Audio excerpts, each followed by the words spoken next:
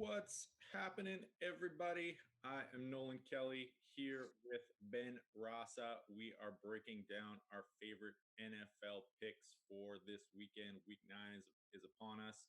We've got survivor picks for you. We've got bets against the spread.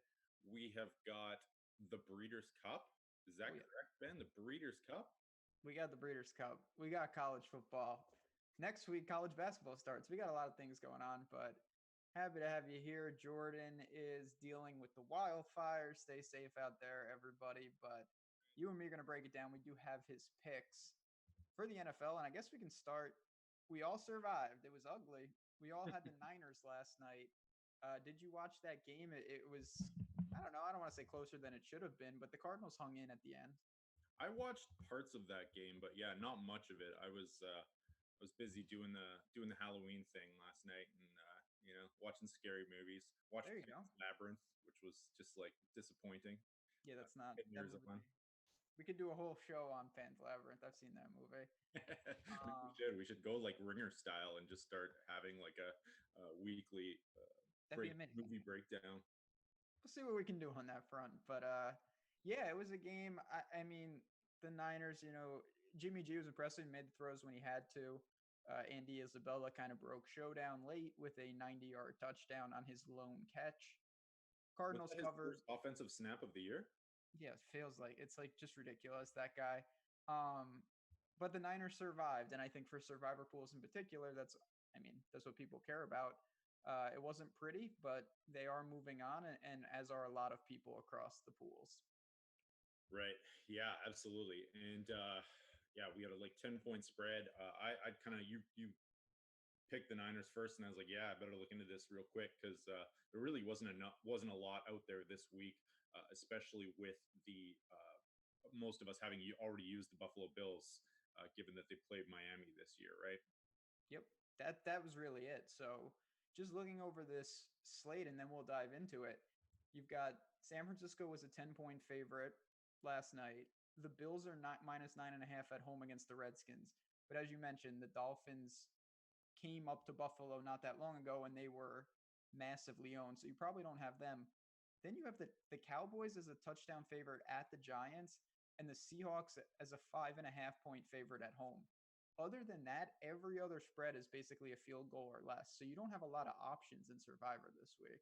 Yeah, exactly. And you probably already burned the Bills. So what would you recommend? Like I'm just gonna pull up the old Survivor grid here and take a look. Mm-hmm. But if you've used up the Bills and you didn't get your Niners in last week, where are you going? So that's the really difficult thing, because Dallas is another team that got the Dolphins. So Yeah, you probably don't have them. For me, you can certainly. I already burned Seattle. you burned If them I in week had them, one, right? yep, week one, I was happy to kind of get rid of them. If you don't have any of those teams, and it's very possible that you don't, I think you have to start considering. I mean, you do. You have to consider teams like the Raiders, the Eagles at home against the Bears, Yeah. even Carolina against the Titans, and those are very difficult matchups for Survivor. None of those make me feel good. I almost think if you haven't used them up yet, I kind of like Cleveland maybe this week at Denver. Like maybe that's a spot. I know that the spread probably doesn't agree, but I don't know if people have used up Cleveland. I can't remember off the top of my head if that was a popular pick or not earlier. Yeah, it can be. It's going to be tough, and this is what Survivor really is about. You whittle down, and it gets a little more difficult when you don't have all those teams available. Buys come into play, and then we'll see what happens. So we got that, but we did all survive, and now we're moving on to week 10. But before we do, we are going to get into our picks. We each got three. We have Jordan's.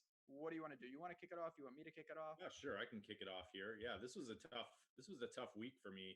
I had trouble coming up with some picks that I really liked here. So the first one, I just went with one of my go-to moves is to take the reverse line movement, and this was the number one reverse line movement pick of the week. The Tampa Bay Buccaneers plus 5.5 at Seattle. I don't feel great about this one. I do like that line, and I do think that Tampa Bay is a better team than their record indicates. They could very easily be 4-3 right now had they not had that play called back last week against the Titans, and had they not like taken the knee or whatever to give their kicker an extra 5 yards of space. So this is actually, I think, like not as bad as a football team as their 2-5 record indicates. I'm not sold on the Seattle defense. They only have 13 sacks this year. Their pass rush isn't great. Their coverage grade isn't great. They're 0-4 against the spread at home with two outright losses, which is not something we've ever seen before from the Seahawks. They just lost their starting center Justin Britt to a season-ending injury. And of course, like I think essentially what you're talking about is two pretty good passing offenses that are going to go toe to toe here. And I like the fact that Tampa Bay's run defense is actually elite. So that's probably going to be able to take away some of the Seattle's ability to run the ball here. There's a lot of long-term conflicting narrative, I think, data-wise with the Pete Carroll era and their home record, but I'm still going to go with just the trends of this year, and I'm going to take the Bucks, and I will take the 5.5 points. I like it. I do want to say, Nolan, we got. I love our chat. They let us know that they can barely hear you. I don't know if that's on the production side of our volume, but we'll see what we can do about that. In the meantime, I'll blabber about my first pick. And I'm going to another team. I think we're not going to feel comfortable about a lot of plays this week. I'm going with the Raiders, the silver and black at home. It is their first home game since week 2, which is just ridiculous. Think about that. It's been months, and they were a 2-point favorite at home against the Lions. This is a team, Derek Carr, been up and down. They've lost some games that I thought they maybe should have hung into. They did have some impressive wins, against the Bears. They hung in against the Texans last week. And I think this is a good spot against a Detroit secondary that is just absolutely decimated. We'll have to keep an eye on the injuries to guys like Slay, but they traded Diggs, and they're just really weak right now. So with Waller and Tyrell Williams coming back, I think it's a good spot to buy. Hopefully Jacobs plays. And I think going back home for the Raiders, I'm willing to lay the couple points in that one. It started out as a pick 'em and it got bet up to, what is the line now? Is it? Yeah, right now it is, they are a 2-point favorite at home. So I like them. I'll lean to them, and hopefully people can hear me because I do this is my favorite bet. And I appreciate chat. Let us know if the volume gets a little better on our sides. Hey, help us out. Is this a little bit better? You sound fine to me, and I mean, it's hard for me to tell how my volume. We got a comment from chat that said my volume is a lot lower than it was on the NBA show I was just on, so I don't know. We'll try to figure it out though, and we'll keep. I'm trying to figure this out on the fly here. Yeah, no one's doing it. He's a dual threat right here. He's producing and joining me on the show, so he has the heavy lifting. But other than that, with the Raiders, like I said, it's a spot that I'm just kind of willing to buy since it's under a field goal. It's a good line on it. I know you're kind of trying to figure that out, but when you're back in business, I do want to know your thoughts on that game in particular. Okay, I think maybe we got to figure it out here. That was on my end. So, yeah, no, I actually, this was a stay away from me. Okay. Just because I don't know, I kind of actually like the Lions this year. I'm not sold on the Raiders. That's just my own personal anti-Gruden bias. So, like, I don't really have a hot take on this one, to be honest. I think that the spread seems to be pretty fair at this point. And yeah, I'm with you. I'll trust your take there. I do think that Waller's going to see a lot of action in this game. Detroit's not great at defending the tight end position. They haven't really given up a lot of big lines so far, but they've also had some pretty weak opponents, and they're sort of like, I don't know. I feel like they're going to be susceptible to the tight end, and then you've got, of course, Detroit going to the West Coast as well. So I guess, like, if I had to pick a side, I'd probably go with the Raiders side of this one and side with you. But beautiful, and we are back in business. They can hear us. I like it. Look at this man. We appreciate it. He's an innovator. Yeah. So that's where I am. I will give Jordan's first pick since he's not here. It's Oakland. He's with me. So that's easy enough. And then I guess we'll keep. I know. Yeah. So you better root for the Lions. Left out here. I know. I do like that spot. I'll snake it back with me. I'm going for it. I know this is a risky play. I wrote it up in my betting article, which is available for free on the site. So go check that out. I'm picking the Ravens. I taking the 3 points. They are at home.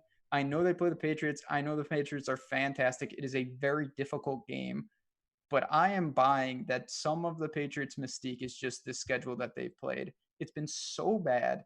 And the Browns are just another footnote in that. And now they go on the road against Lamar Jackson and a team that will at least make them earn it and will certainly test this defense in ways that they haven't seen.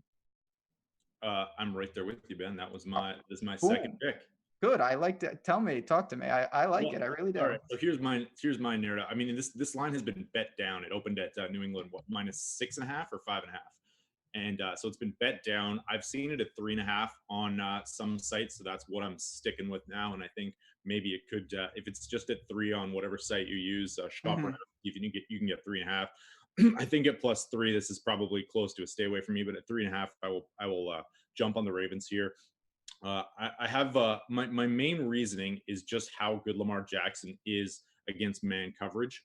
He averages 8.9 yards per attempt and 17.3 rushes per carry on scrambles versus man coverage.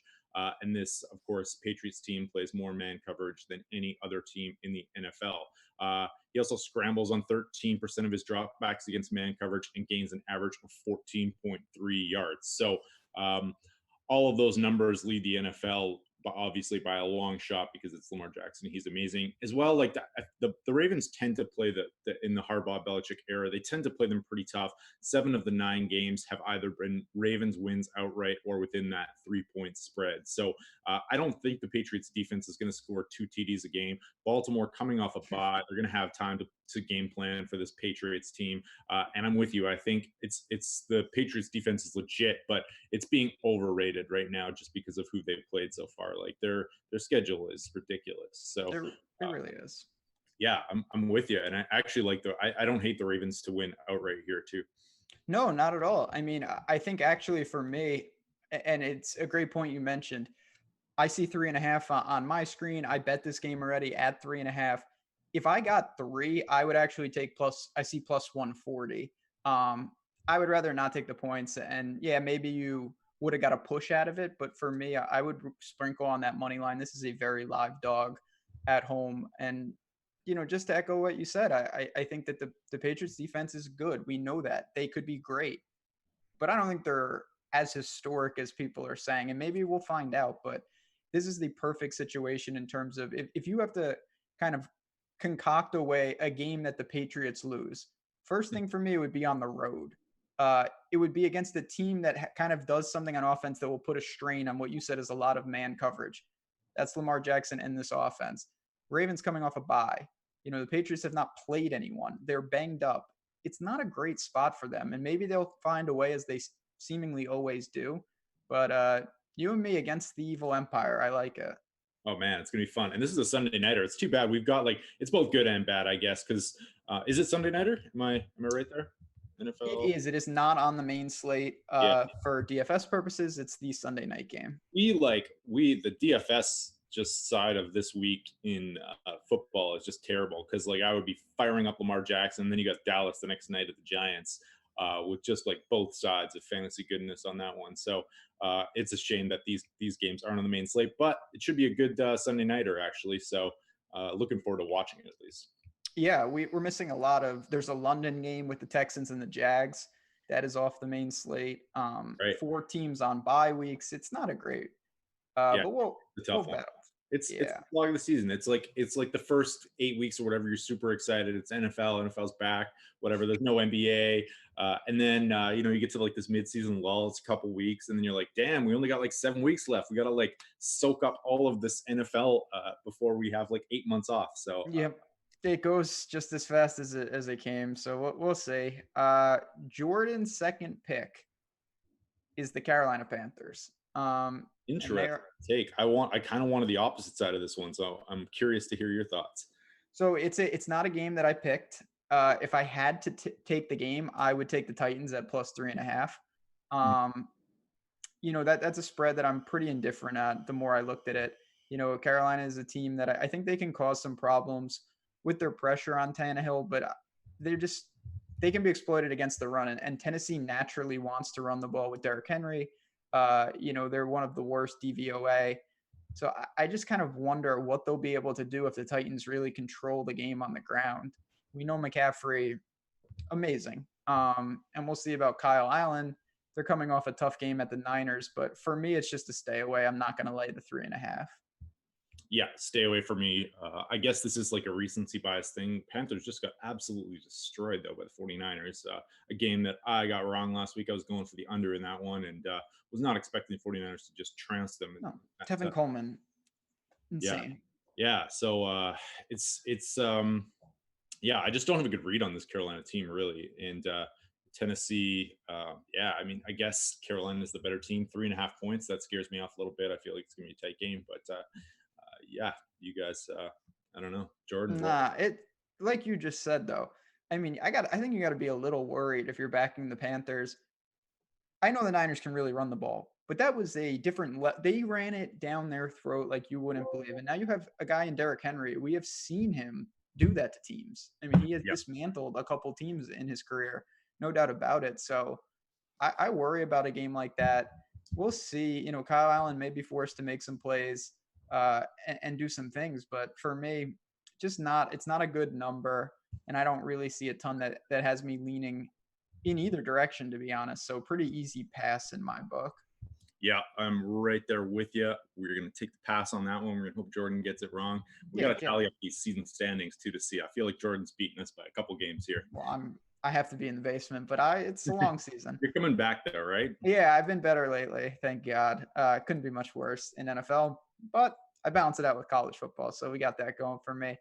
All right, I guess. Well, so we know what Jordan's third game is, and you told me before the show that it's a game that you're actually on the other side of.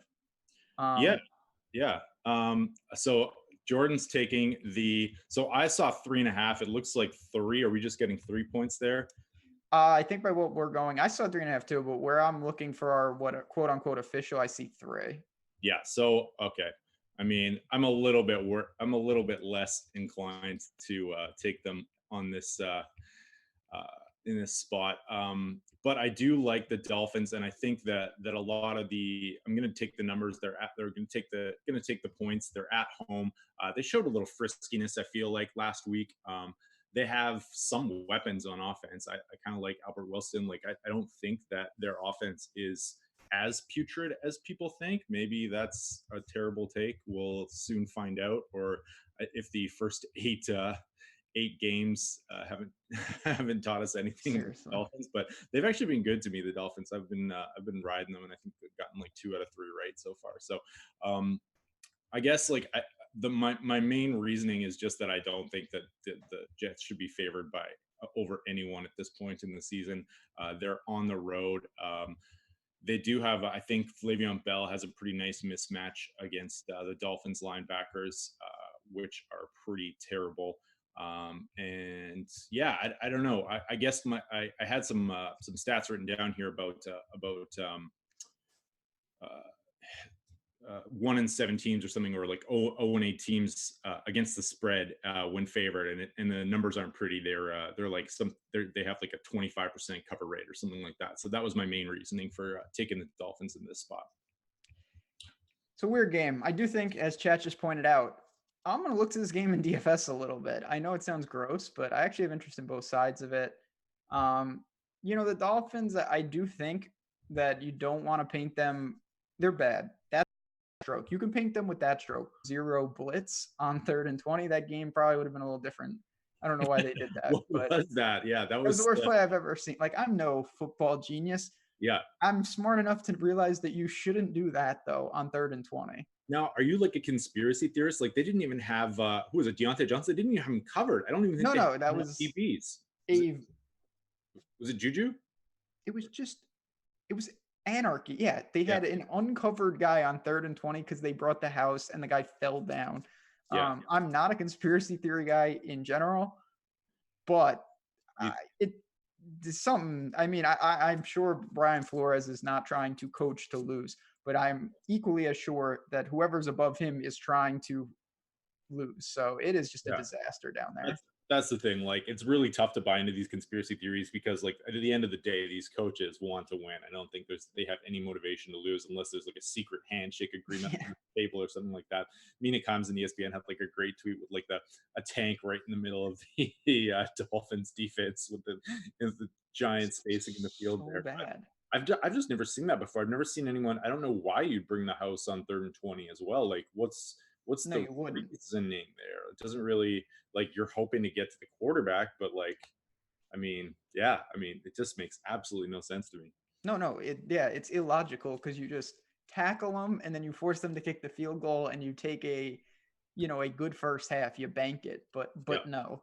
Um, Dolphins lose. so looking at this game, yeah, you guys are on opposite sides. Yeah, Uh, and I'm actually pretty surprised that we'll have to ask Jordan next week. I really think, a home dog is more his speed and again, a game that I have no stake in, but I lean kind of to the Dolphins as well. I've been betting them sporadically, and it's worked here and there against the Redskins, against the Steelers and whatnot. So I think they're showing Ryan Fitzpatrick, even though I like Josh Rosen, he has kind of jump started this offense a bit. So yeah, against the Jets team like that, I think we could see more of that. and I like the Dolphins receivers, and I like Fitzpatrick. And I don't think they're like as bad as they really are. Another stat to Jordan's favor, if you wanted to take the Jets side, teams what is the teams playing that are on a short week, coming off the road back home in that spot are have a 43% coverage against the spread. So there's definitely an argument to be made to take the Jets side of this one as well.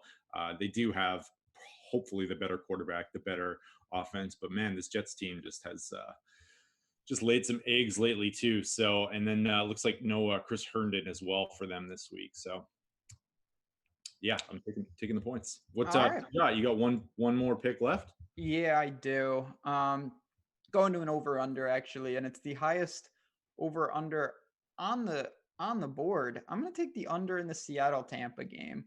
Um, and it's a game that I certainly acknowledge can go a lot of different ways. It's not to say I don't have interest in some of these Seattle guys, particularly in the passing game, but I do think there's a large chance that Seattle is, in my opinion, stubborn and still tries to run against Tampa, which is clearly not the way to attack this defense. We know that Pete Carroll loves to run Carson, and I think they're going to try to control the game on the ground at home. And I don't think they're going to be successful. I really don't. But I think it leads to maybe a grinded out type game where in the first half, maybe I might even look to the under in the first half in life. I think this could be a slow start. Then maybe it opens it up, especially if for some reason Seattle falls behind. But do you Mhm. think that someone like Carson, he's going against Tampa's rush defense is fantastic. I Yeah, think that is just a misguided way to attack them. yeah, absolutely. Sorry, what are you saying? Do you think that Seattle's going to try and run the ball, or I really do. I think that they should open it up more, but I could see them kind of sticking with their blueprint and forcing this game to be maybe a quicker one, grind it out. So I'm going to lean to the under in this. yeah, that's fair. What's the total again? Sorry, I missed your. 52 and a half. It's a That lot of is a high points. total. That is a Yeah. very high total. So I just think, again, I acknowledge that if they open it up with Wilson, Metcalf, Lockett, it could Mhm. be a lot of points. We know Jameis turns the ball over 10 turnovers in his last two games. Yeah, That's insane. yeah, What if yeah. it? I mean, this is a really tough read for me because, Yep. like, I feel like, it depends on where, like, Jameis is going to turn the ball over. Where are those turnovers going to happen? Are those turnovers going to lead to points, or are they going to stall drives, right? And then that's probably going to be the X factor in deciding whether or not this team goes or whether or not this line goes over or under. I think there's lots of potential for the over here if they do come out with a passing attack. But you're right, the Seahawks are stubborn and they do want to run this ball. So um, tough call here. Yeah, it's like I said, I get that but I just think there's such a large chance that it really becomes a grinded out game, and it's one of those situations. It'll almost feed itself. If Seattle gets the lead, they have even less incentive to not run the ball, Mhm. um, and that could just lead to further them really taking the air out of the ball. Even though I don't think it makes a ton of sense just when you look at kind of where they're at. But we'll see. And again, at 52.5, I think I have enough wiggle room to justify it. Seattle running the ball at the fourth highest rate this year, and to your point as well, the Buccaneers' run defense has been great. However, it has fallen off in terms of the PFF grades recently. They give up 75 yards to Derrick Henry last week, and of course, they were able to hold Christian McCaffrey to 31 yards the week before. So there is I don't know. We don't know the exact means through which that PFF grade is created, so it's kind of tough to get a read. But they have been falling off a little bit. So I don't hate the call as well, especially if Seattle is able to establish run and take this clock down a little bit. Yeah, he needs to not turn it over. Please just don't turn it over, Jameis. Maybe one of these days he'll figure it out. I'm such a believer in this Buccaneers team. I can't believe it's one of those things where everything looks good, but the turnovers are so bad that and they've just they trump everything else, Yeah, they got talent. I mean, Mike Evans was phenomenal last week. Very good things happened if you rostered him, but we'll see. I mean, and there's a lot of bad teams out. The Bengals are not on this, are they? No, I don't think so. No, I think they got to buy because they've made the QB switch to Ryan Finley, and that's something I do want to discuss as we get further down. Not this week, of course, but some teams we're going to see them look to these maybe future guys, and we'll see what happens with Dalton going forward. I am not feeling good about my AJ Green best ball shares. I will tell you that. Ooh, yeah, it's Ryan. So, side note, I don't know if you know this, but NC State right now has 4 of the 32 starting quarterbacks in this league. Wow, that's amazing. Like Brissett, Russell Wilson, Ryan Finley, and somebody. Ryan or Ryan? Is it Ryan? What? Ryan or Brian? Ryan.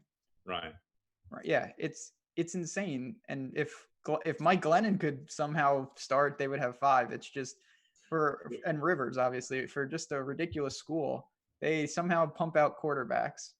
That is actually a totally amazing stat. It's ridiculous. Do you have a take on Finley at all? You're the college quarterback whisperer here. He was very impressive last year. Now, the thing with him, he had some weapons. There's no doubt about that. Kelvin Harmon and some of these other guys that we've seen move on to the next level with him at NC State. But he's more of your prototypical, guy. He can throw it. I think I definitely get the reasoning for making that move because I wouldn't be stunned. I don't think he can survive in Cincy maybe unless they get better. But this is a guy that I think is worth a shot. I would be not surprised at all if he wasn't just completely, more than reasonable going forward. All right. I like it. I mean, I don't think I feel like Dalton's a bit of the fall guy here, but at the same time, let's be real. You're probably not going to win a Super Bowl with Andy Dalton as your quarterback. So maybe it's time to move. Do you have I'm just going to throw out another game. I know we've discussed our picks, and then we can, I'll probably say a couple egregious takes in the world, and then we can get out of here. But a couple games I just wanted to ask you about. So Cleveland, they are now 2-5. 2-5. Just it's beyond must win. They are 3.5-point favorite on the road in Denver, but Denver is moved to Brandon Allen at quarterback. Mm-hmm. I don't have a play on the game. I kind of lean to the Browns, but I'm not sure I can pull the trigger. Yeah, what are you seeing? I see a -3.5 line there. So for my personal take on games like this is I usually just stay away because I feel like the new quarterback just adds a variable that it's really difficult to account for. So I don't know what Brendan Allen's going to bring to the table. I'd imagine it can't be much worse than what Joe Flacco brought to the table. My inclination here is to take the Browns just because I feel it's just more of a gut feel that they're they've had some bad luck. They've had some tough matchups, but man, it's just going to be a stay away for me just because I really don't know what to expect from this guy. He's Arkansas, is that right? Yep, Arkansas. I mean, I've seen him, but I'd be lying if I had a read on I expect him to be pretty bad, to be honest. Yeah, He's been in the league a couple years, basically no experience. Think that I want to say that I just looked at this and I can't remember. I think the Jaguars drafted him. But yeah, you're right. it's a tough sell. Oh, And I no, do think as bad as the Browns have been, the schedule opens up for them.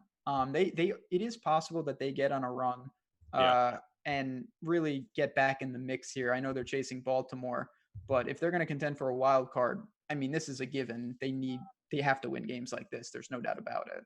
Yeah, so if let's say they were to win this one, that would bring them to what? 3 and are they 2-5 now? Yeah, they'd be 3-5. So 3-5. Then you get a tough matchup against the Bills at home, but easily winnable. Steelers, Dolphins, Steelers, Bengals, Cardinals are the rest of their games um, up until week 16, and then they get the Bengals again in week 17 with just one matchup against the Ravens. So yeah, they've had some tough matchups. Like they played the 49ers, they played the Rams, they played the Ravens, they played the Seahawks, they played the Patriots, right? That's what I'm saying. Like, Yeah.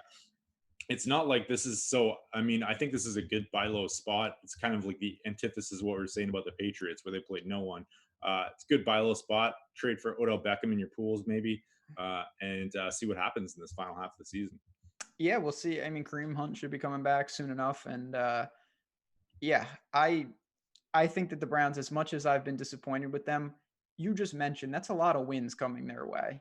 So if they can just stay in it, you could see this team easily be, 8 or 9-6 coming up, and then need a couple games to get in the playoffs. That's kind of crazy. I'm going to look up their odds to make the playoffs right now because I feel like that would be kind of a sneaky bet, don't you think? Yeah, and I bet you're going to get. I don't have it in front of me, obviously. I'd say maybe like 3 or 4 to 1. They're live. I really do think that. 6-1 to win the The division. North, yeah. Which again, if you think that they can to do that, I think it's a given. They need to sweep the Ravens. Yeah. They were able to get that first win. That was their one good win of the year. If they can win that next one and have the tiebreaker, that seems like they're only out to possibly stealing the North. And if you're going to bet that, and I actually might pull the trigger, this is probably the week to do it because you got the Ravens with a tough one against the Patriots if they somehow lose that, and then you got the Browns going up against a rookie quarterback making his first start in the NFL. They will be 3-5 and 5-3, 2 games back with two games against the Ravens, or one game against the Ravens coming up, But 2 games against the Bengals, game against the Steelers. Like it's doable at any rate. So I don't actually hate that call. No, and yeah, they only have one game against the Ravens, but they beat them already. So if they can win the other one, they'll have the season sweep. Right. Which would be huge. And then the Ravens schedule, they've got the Rams, they got the 49ers, they've got the Texans, they got the Bills. This is a pretty tough schedule down the stretch. I think we discovered something here. Yeah, I think talking this out, we're going to be millionaires. Yeah, it's Sprint Fest. That's what we do on this show. Just all day long. All because of the Browns. Like, it's just, of all the teams, it's got to be the Browns. I cannot stand that. But hand over the play calling duties to Freddie. Right? Then we're good. Have they done that yet? I haven't actually looked at that. Is it like Freddie Kitchens has got to be just like so close to getting fired right now? Yeah, he tilts me. But you know what? I think on a larger note, it is important when you're breaking down these spreads and when you are looking for things like that. We are halfway through the season, but that doesn't mean everything is created equal. And as we just talked about with two teams, polar opposites, some teams like the Patriots, they beat up on the easiest part of their schedule. And some teams like the Browns, I'm not saying they should be 2-5, but if they were 3-4, I think it would be almost job well done. Yeah. It's been brutal right now. So not going to be the same team if they can hang in. And that starts with games like at Denver this week. Hey, I got another question for you. I think we should introduce possibly to the show a little segment moving forward once Jordan gets back. What about any teasers that you like? Okay. I'm a big teaser fan. I know that on Bodog, I don't know if you guys get Bodog down there in the States, but you can do 10 to 12 point teaser. Old sweetheart teaser, sure. Yeah, the sweetheart. This is a great way to lose money. Yes. Are there any teasers that you like? I would have probably gone with San Fran -10 and then Buffalo. And then, I guess what is this? The 7-point teaser is the most common, right? Yeah, 6.5, 7. So what you want to do with teasers, what you probably want to do is not bet them. But if you do, they're known Wong teasers. You want bet them. Yeah, I mean, you want to try to tease up or down through the key numbers. Yeah, So, like, take for example a team like Dallas. yeah, like Dallas. So I'll use Detroit as an example, even though I like Oakland. Yeah, Detroit is a +2 underdog. If you say you did a 7 or 6.5 point teaser, you're crossing 3 and 7. You get it up to +8.5. And that is super valuable. Whereas some other games, if you're not crossing that many key numbers, it's really not that useful. So be aware of that when you're looking for possible teasers. I know I certainly try to get those, the twos to north of 7, and on the opposite side, if a team is like -8, you tease them down to like 1. That's yeah. a really valuable thing. Yeah, that's exactly what my approach is as well. I kind of like, Yep. or if you can tease it down, if you've got like, I mean, the 10 pointers, they don't pay out very well, and I don't even actually see them on a lot of sites. Bet365 doesn't have them. I don't even think Bet365 has teasers, so at least I haven't seen any on there. But We don't get that here. I wish we did. it's great. It's great. I don't. Maybe a VPN would work. I don't know. And it's true. It's a good point just to talk about teasers for 1 second. Obviously, the luxury of teasers is you can tease dogs up. But if you are doing favorites, a lot of times you want to make sure that the money lines aren't just better odds, and a lot of times they are. So, if you're having a 3-team money line parlay, that may pay out more than a 3-team teaser. So, just again, it's all about shopping and trying to not cost yourself even extra money for no reason. Absolutely. Are there any? So you normally don't bet them. What? So if I was loading one up this week, I would possibly think about getting the Buffalo line down to 2.5 points, the Mhm. Dallas line down to a pick 'em or point 0.5, and then I don't know, like take. You can, I feel like those are two pretty safe ones, and then maybe taking like Cleveland and getting it up to 10.5. That's not a It, bad deal. it's yeah, I mean, ideally, I rarely bet teasers. If I do, I look for a game with a low total, so the points are more pertinent. Like Buffalo makes a lot of sense. Yeah, Um, for me, like someone like the Chargers, they're 3.5 point dog. If I could cross 10, you get that plus 10.5 at home against the Packers. We'll see with Devonte Adams. Um, I think there are spots that you can utilize. You just don't want to. The thing that's tough about teasers is when you look at them, you think, how could I lose this? I'm moving them. Oh, this is going to be so easy. Not that easy. And the yeah, I vig, know, I know. you got to make sure, if you're paying like -130, it'll get you long term. That's for sure. Yeah, tell me about it. Tell me about it. It always looks way better than But it they're is. fun. They get you. They are fun. I love them. It's Yeah. actually my favorite bet, my favorite casual bet for sure. Yeah. You feel so smart when you're like, all right, I got the Patriots to pick them, Yeah. and then No, it's one thing always goes wrong. Disagree. d- public service announcement. I mean, you can do whatever you want, but do not tease totals. That's a real bad move. Um, and I would strongly recommend not teasing college games where like over unders are like 70. Because just think about it, the points aren't nearly as valuable. Like that's just a recipe for even more disaster. Yeah, I'm right there with you on that one. All right, well, should we move on? You got like horse racing to talk about. We got college football. We could do First, that. we should mention our sponsor EV Analytics. If you haven't gone over there and checked out EV Analytics, you can bet like a pro. They have betting models. They have real time odds. They have betting stats. You can track the odds as they're going, like in real time. They have a bunch of research data there: offensive pace of play, first down success rate, adjusted quarterback efficiency. So if you are in serious better or even a casual better, just looking to increase your return on investment, go check out EV Analytics because they've got some amazing tools over there. Definitely. And just like DFS, if you're betting regularly, you want to stop and track and pull your data and see like, okay, why am I only betting underdogs? Or like, do I have a leak that I'm not, and sites like that can really help with things like that. And it's really important. Or just like will help you with your own personal biases too. Like you have a take on a team. I remember I was doing like a pick and pool one year, and I picked every single. It was like the year that Carolina was really good, and I picked every single Carolina game against the spread wrong, and I was like betting against for something like that. Like it was just terrible, and like it just goes to show that sometimes you're not mentally you have some personal biases that may be affecting your picking. I think Definitely. we're all Perception of a guilty. team, it can be hard to shake too, Yeah, as you mentioned. yeah, exactly. Like you're just, I know I've struggled with that. in college and you see some of these teams and you're just like, well, and then you got to realize like, okay, let me step back. Um, we don't have the best schedule this week. There's some really big games next week, but that doesn't mean there's not bets. Yeah. So I'm going to give you one. My favorite bet of the week, actually. It's 10.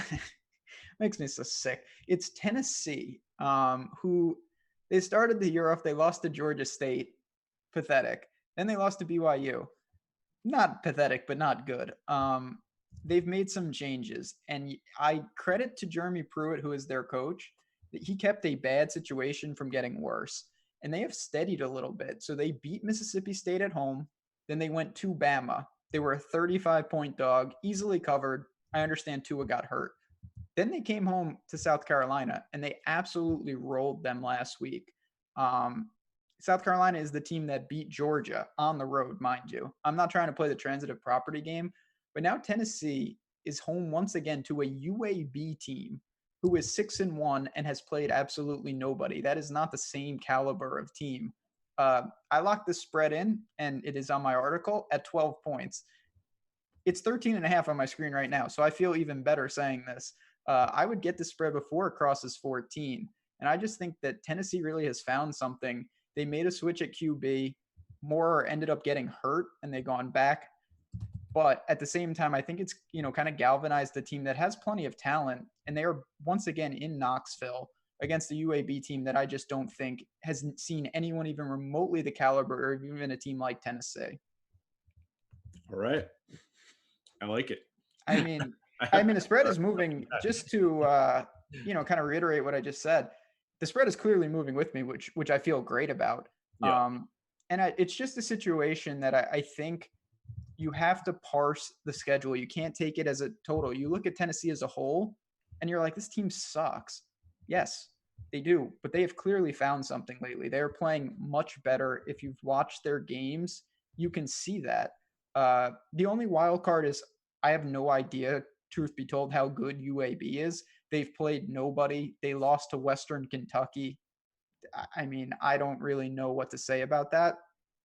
I'm just banking that they have not seen SEC caliber defensive lines, the strength, the speed. That's worth 2 touchdowns in my book. So I'm going to take the Vols in a blowout here. The Vols in a blowout. All right. I like it because I am betting along with you this college football season. I missed out on your last week's picks, but I'm getting him in this week. Got to get in. Yeah. Well, Oregon has a real tough game. They're at USC this week. That's going to be a wild one. USC's got some certain pros that you will be rostering soon enough, my friend, on the outside. They got wide receivers all over the map. And we're going to have to see if Oregon's secondary can hold up. They've got speed all over the field, but this is a tough test in the Coliseum. So the spread right now sits at 4.5 points.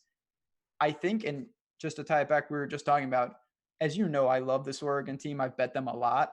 Mm-hmm. It's tough to separate what my bias is, and I may end up staying away from this game because it is a very tough spot, even though I do think that they have the athletes finally on defense to maybe handle a tough road game here. Is this a bye? I'm just looking up some of these sure. schedules. Is this a bye week for some teams, or am I just looking at the wrong schedule? No, so there are. So in particular, LSU and Alabama play next week in what is going to be probably the biggest game of the year. They are both on a bye. Right. So Tua had ankle surgery, but it was very minor, and he's supposed to be back. So I'm sure the Dolphins and everyone else will be seeing how he looks. There are a lot of teams on buys. All right, cool. I'm just making sure. Do you have any thoughts on this big game between the Bulldogs and the Gators here? Gators 7-1, Georgia 6-1. Looks like Florida 6.5 dogs.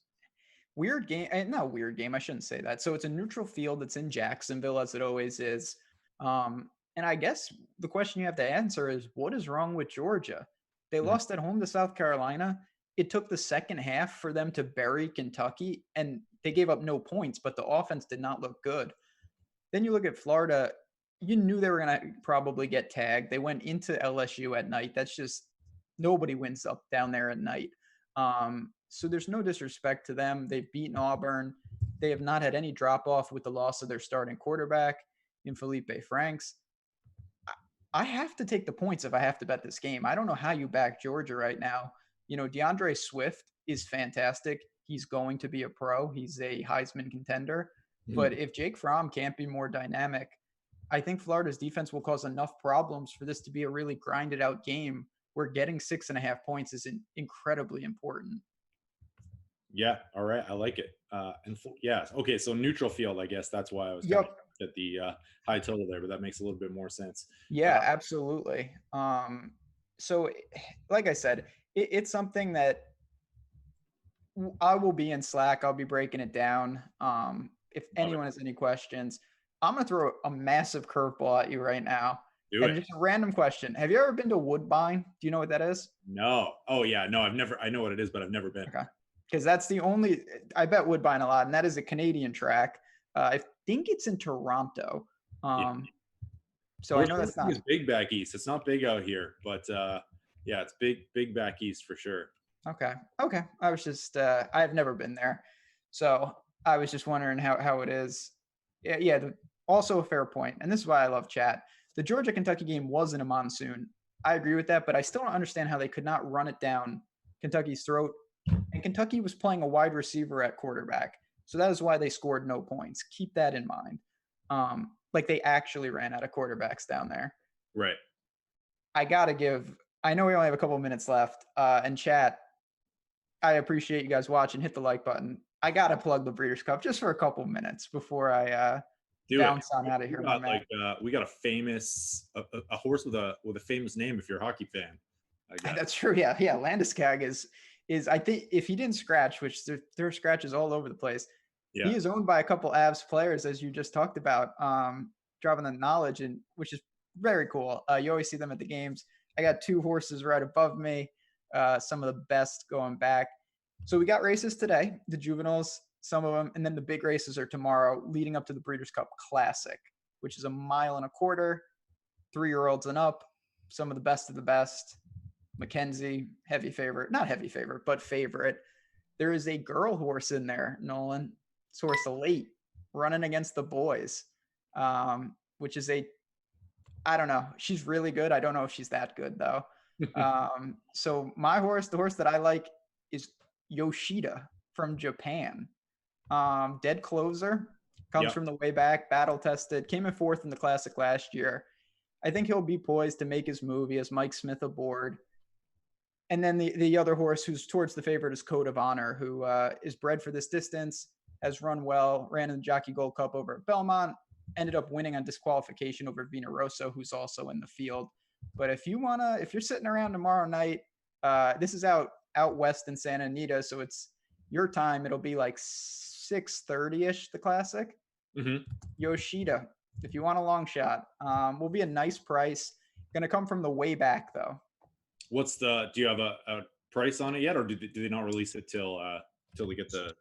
So it's pari-mutuel, so it'll change. But the opening line, I believe Yoshida is 8-1. Right. So you're going to get a good price. Now, there are, like I said, McKenzie is the favorite. Code of Honor is towards the top, and that is a dangerous horse. I do like the spot for him as well. But I'm a sucker for a horse that closes like that. He's not going to be in your picture, and then all of a sudden, if the fractions are fast, he will be charging. Rarely gets up. It seems like he cannot time it right, but I like the spot for him in this race. All right, there you have it. I would imagine that would be the most exciting way to watch a horse race, having your favorite pick coming or your betting pick coming from the back. Eh? Oh yeah, it's dead closers. It is fun because they're just kind of stalking. Then they make their move. The one thing you got to worry about, and not in this field, so like in the Kentucky Derby, just to go on a little tangent, when you have like 20 horses in a race, trying to navigate through, there's just a lot of traffic and you can get blocked or boxed out. Shouldn't have nearly as much traffic to worry about here. Mike Smith is one of the best jockeys in the world. He will be fine. And Yoshida, he's ready. My Japanese horse, I'm going to back him one more time for old time's sake. Nice, nice. I like it. All right, there you have it. Some winning picks: football, college football. There you go. We got horse racing. We're gonna get to hockey next week. Who knows? Hockey, Uh, the World Cup of the rugby is coming to an end. that's right. Yeah. Who's it? New Zealand and So who's? New Zealand got bounced. Oh, really? Yeah, South Africa has made an impressive run, and now I believe they take on. I'm almost certain it England. is. Yeah, it's England. Ah, the problem with this is like, well, for you, it's not too bad if you're back east. You can get up at 5 a.m. Right? Yeah, yeah, I'll watch this definitely. Pacific time, 2 a.m. Sorry, Yes. sorry, rugby. Sorry. Sorry, Like rugby. I love watching rugby, but like this or the World Cup once every 4 years, but this timing for this tournament, it's taking place in Japan, right? Yeah, Japan. It's just been Brutal. awful. It's so hard to get up at 2 a.m. and watch any of these games. So Very and true. I'm also bitter because that typhoon wiped out Canada's one chance at a win, I think, over like Namibia or Samoa or Poor something. Namibia. Yeah, that's true. They canceled that game. Um, but yeah, you said it. We got a lot of stuff on this show. Chat, like I said, we really do appreciate it. Hit that like button, and if there's something that you want us to cover, feel free Yeah, to put it in the show. we are open to it. We We really are. also tell us a little bit about what you got going on. I'll just also mention that Alex Awesemo Baker and myself are going to be on the Yahoo show starting in like 2 minutes. So head on over to that channel. We've got NBA. We've got Jeff Ulrich from the Fantasy or from DraftKings joining us for On the Contrary tomorrow. You've got tons of articles. Give us a brief rundown here. What we got going? Definitely. What do you? So right after the show, as you do that, I'm going to be working on my college football from the DFS perspective as well as betting. I did the NBA show this morning, and we have plenty coming up after lock. And then actually, once football gets going this weekend, I am prepping for college basketball. So I will certainly provide a little content on the site. So if you're looking to get some picks and kind of hit that season before the markets maybe catch up, come check that out. So ton of stuff here. As you mentioned, Nolan, we have everything going on over at Awesemo. Awesome. All right, that's going to do it for us. Thank you so much for joining, everyone, and we will see you back here next week, same time. Thoughts going to Jordan. Hopefully, family's safe with those California wildfires, and we are looking forward to having you back next week.